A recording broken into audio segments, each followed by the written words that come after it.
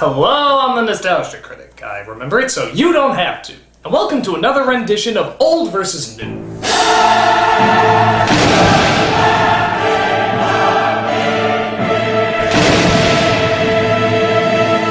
Who would have thought a story about a giant monkey who falls in love with a woman, climbs buildings, and smashes dinosaurs would be considered a classic?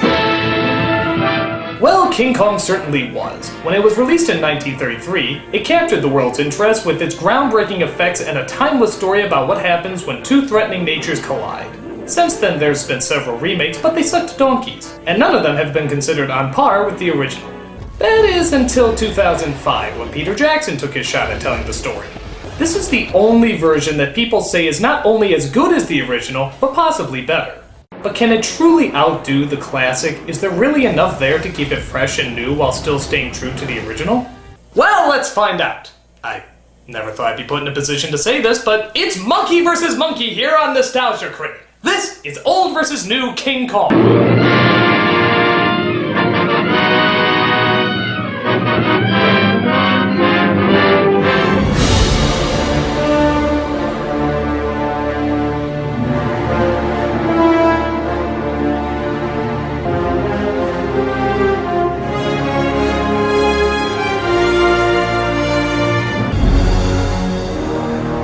Well, we can't tell this Beauty and the Beast story without our beauty. That is not the beauty, for most of us. I'm talking about our main actress, who happens to play the main actress. This is our best leading lady.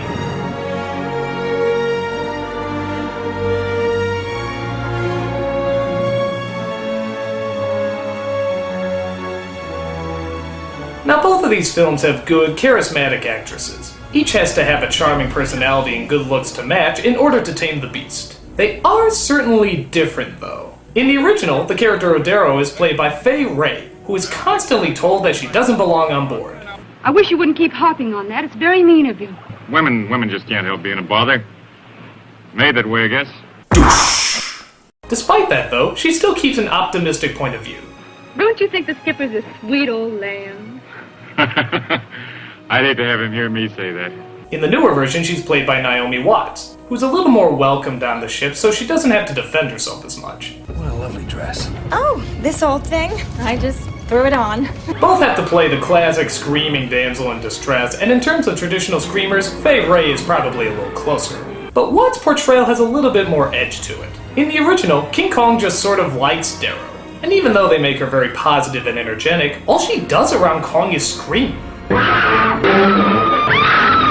Granted, we don't want to see anything bad happen to her, but she doesn't do anything that would make Kong really like her. The newer one has to work for her survival. They indicate that Kong has killed dozens of sacrifices in the past, but because of her performance training, she's able to actually entertain Kong. But even she has her limits. No! I said no! That's all there is. She's standing up to a 10-story gorilla. That takes balls. Or ovaries, I don't know, but it takes a lot of them. Because of this, the newer version truly does have the better lead. She's just more interesting and takes more chances. The original is good too. You really do like her and don't want to see her in danger, but the screaming just gets a little old after a while.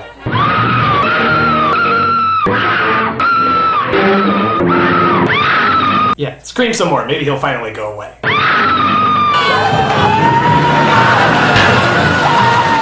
Point goes to the new. Oh, dear, and I thought everything was going so nicely.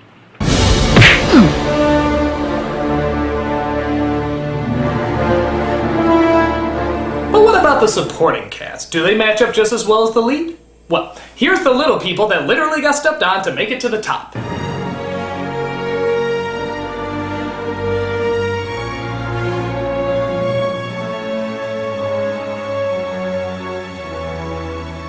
Let's start with the romantic lead. In the original, he's played by Bruce Cabot, a rough and gruff sailor who doesn't like the idea of women being on board his ship. Now, why would that be? In the Navy, yes, you can sail the seven seas. In the Navy. No, that's not it. In fact, he actually ends up falling in love with Darrow, even if it is pretty sporadic. See, if anything had happened to you... Well, then you wouldn't be bothered with having a woman on board. Say, I guess I love you. I've only known you for 5 minutes, but unless a giant gorilla comes through the trees and steals you away, I think you're the one. And granted, some of the dialogue is a little hokey too. In fact, they even make fun of it in the remake. The lines they shoot for their movie are actually identical to the ones they say in the original. Except in the original, that was supposed to be the real dialogue. I think this is awfully exciting. I've never been on a ship before. Well, I've never been on one with a woman before. I think this is awfully exciting. I've never been on a ship before. I've never been on one with a woman before. But for all the stereotypical macho-ness, he actually is pretty likable. Sort of the tough guy with a soft heart sort of thing. Well, I was a little scared. I guess you weren't the only one. In the new one, we get Adrian Brody, who is straight up boring. That was pure effluence.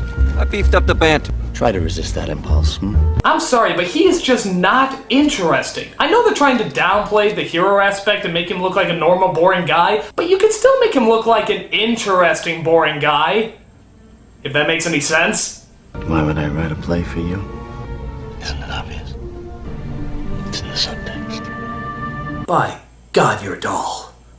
What about the crazy director that takes him on this voyage? Again, I prefer the original, played by Robert Armstrong. Mostly because if you looked at him, you wouldn't guess that he was an eccentric thrill seeker. He's very professional and sort of keeps to himself, which shrouds his character in a lot more mystery. But you've got a reputation for recklessness that can't be glossed over. And then you're so secretive. Good Lord, you talk as if I never brought anybody back alive. When you see him, you think sort of a mad genius. A guy who can convince you to jump off a cliff if it would make the shot look good. What do I have to do? Just trust me and keep your chin up. He's very smooth, even if he is batshit insane. Jack Black, on the other hand, is a little too obvious. He always has his eyes bugging out and always seems to talk in an intense manner. No, Carl, you can't do this. Tell them the studio pressured us into an early departure. It's not ethical. What are they gonna do, sue me? Huh? Now granted, a lot of directors do act like that. カットカットカットカットカットサントリーの響きだよ。高いんだからサントリーの中で一番。もう、インテンシティ。サントリータイム。 But for a voyage this crazy, you have to have the ability to convince people and make them trust you. I don't get that from Black. I don't believe anyone would go with him on a crazy voyage. I don't know, maybe I just can't trust anyone who isn't Biodome. That would taint anybody's liability for me. The rest of the crew in the new version, though, are pretty memorable. I like Andy Serkis's cutthroat cook. On a castaway, he spoke of a creature. Neither beast nor man. Yeah, I can hardly wait. And I thought that Hayes guy was pretty mysterious too. The rest of the crew in the original is pretty forgettable. You know, outside of the obvious racial stereotypes. Me not see 1 2 hours. Look, sir, me find on deck. Native bracelet. Crazy black man been here. Speaking of which, that tribe is pretty silly looking nowadays, isn't it? I'm sure it was impressive back then, but now it just looks silly. You'd come across more realistic natives in Gilligan's Island. The ones in the newer version are just fucking crazy, and a lot more intimidating. Look, chocolate. You like chocolate?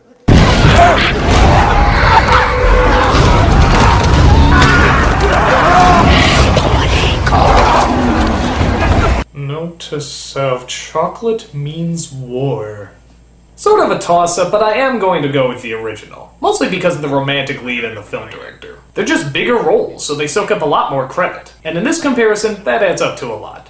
Point goes to the old. What are you, an idiot?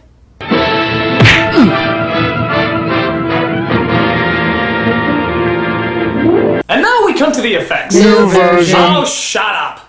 You don't know what's going to be the new version. I mean, remember, the effects back then with the original were groundbreaking. New version. Okay, let's just take a look.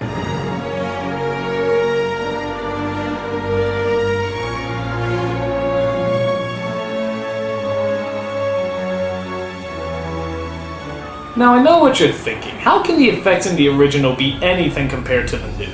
Well, to be honest, these are still very impressive effects for that time. And not only that, they had to get really creative to make them happen. Obviously, King Kong is stop motion, but for the people, sometimes they had to take still pictures and would animate them along with Kong.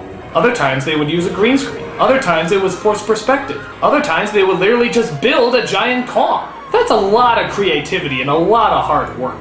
The newer one is mostly computers. I mean, everything is computers nowadays. And don't get me wrong, that doesn't mean there's not a lot of hard work put into it, but it just gets a little tiring seeing CG effects over and over and over. And to be honest, they're not that spectacular. When I think of good CG effects, I think of something that either looks realistic like Gollum or the Headless Horseman, or something stylized like Sin City or Across the Universe. Here, I can always tell it's computers. Sometimes there's models, but it's mostly computers. But, let's be honest, yeah, it does look a lot more realistic. Granted, I never really thought the creatures were there in the new one, but then again, I really never thought they were there in the original. I guess that's not really the idea of either film, though. We're not there to admire the effects are there to help the story. We don't have to believe the characters are really there, we just have to feel what they're going through. And both films do a very good job of that. But it is sort of obvious who the winner is, isn't it? The newer version. Though I still really admire the original for its creativity. And in my opinion, they're still pretty damn impressive. Point goes to the new. Well, there's a good reason.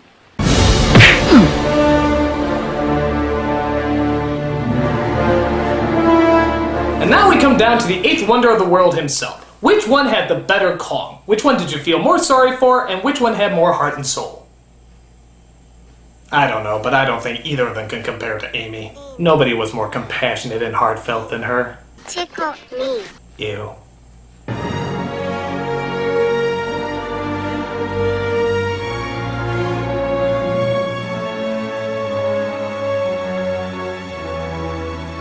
Now for me, this is the hardest part because I really like both Kongs. And again, you'd think it's an effects thing, but it's really not. It's just that they're both really well portrayed. They both have a big heart and both fall in love with our main lead, but there are definitely some major differences. In the original, Kong is much more animalistic. The way he moves and the way he acts is much more like an actual ape. Okay, the movements aren't quite as realistic, but the actions are. Look at the scene where he's trying to get this guy. You can see the wheels in his head are turning as he's trying to figure out how to nab him. This Kong also has a very blank expression. You can't always tell when he's happy or sad. Again, much like a real animal. In fact, the way a lot of these creatures move seems very animalistic. Again, it's not totally realistic, but you sense the survival techniques these creatures have. They react like predators who will stop at nothing until they stomp their prey. Because of this, they're a lot more threatening and a lot more unpredictable. The remake is a little different. They actually model Kong after a real actor, Andy Serkis, so you can very easily tell what emotion he's feeling at the time. For no dialogue, they get across a lot with this character, and you really get the idea about what he's going through whenever he's on screen. In a sense, they sort of develop him a little bit more and make him a little bit more humanistic. The only downside is that it's not very animal-like. Not that animals don't feel anything, I know they do, but they're creatures of instinct first. Plus, when you look at an animal, it's very hard to figure out what they're feeling or thinking. That's why so many of them are unpredictable. Because of this, it's the blank expressions of the original Kong that I surprisingly have more emotion for. He just seems much more like a creature that was stolen from his natural environment. I guess it's because we don't know what he's thinking and he's probably not super smart that we feel even more sorry for him. Look at that naive, dumbass smile. I feel so sorry for that chimp even before the bad things happen to him. And again, the new one is very good, but it seems a little bit more like a performance than an actual animal.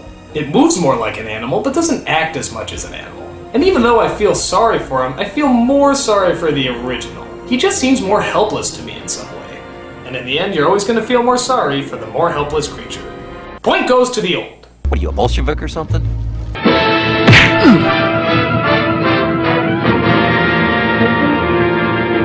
Once again, the big deciding point is story. Which one told the tale of ape meets girl better? This is best story.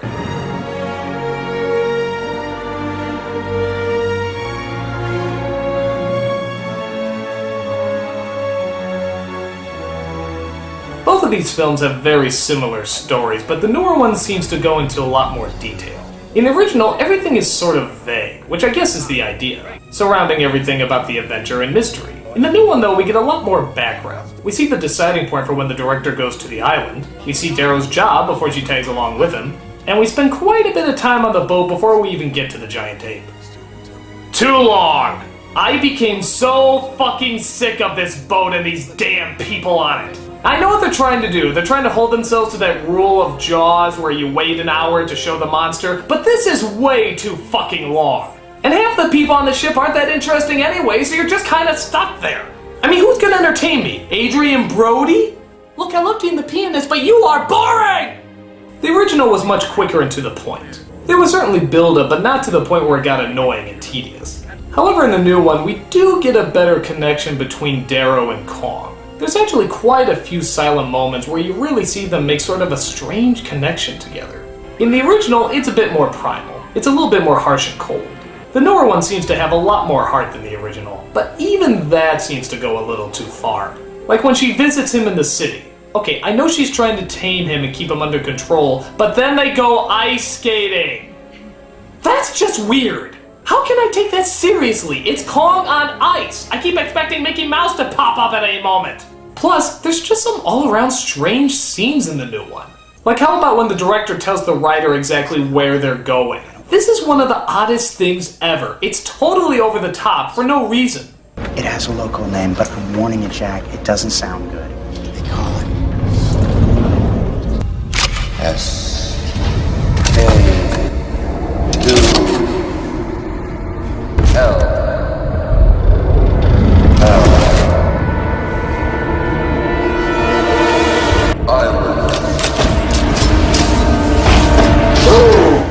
Skull? Skull? You mean like that thing in my head? My God. Skull. Oh, no. Skull! Santa Maria! Skull! No! No! This can't be a secret any longer! The people must know! Skull! Skull! Skull! Skull!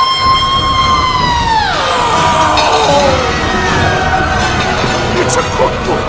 It's a cookbook! So yeah, there's quite a few over-the-top scenes like that. But to be fair, there's a lot of over-the-top scenes in the original too. But here's the difference. The original was made in the 30s, at a time when this was not considered that corny. This was made just a few years ago, and the corny scenes were corny even then. Like how about that guy who falls in slow-mo where everyone else moves regularly?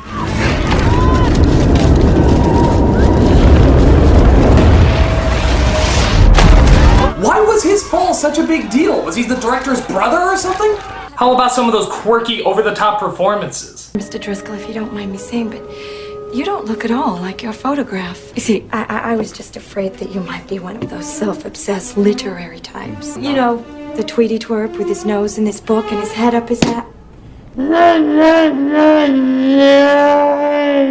Or how about that cutting frames trick that's never been fucking cool? Little stuff like that really adds up in the long run. And even though there's a lot of really good things about the newer version, the original just tells the story better. There's no tricks, no avant-garde or artsy way of showing things, it's just the straightforward story. So when everything is added up, it really does seem like that the original King Kong is the superior film.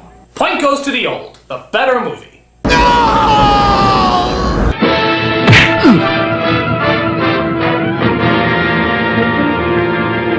So that's my old versus new on King Kong. Stay tuned next week when I review Drop Dead Fred. That's a movie so bad it'll make you flip out of your skull. Oh, I said skull. I'm the Nostalgia Critic. I remember it so you don't have to.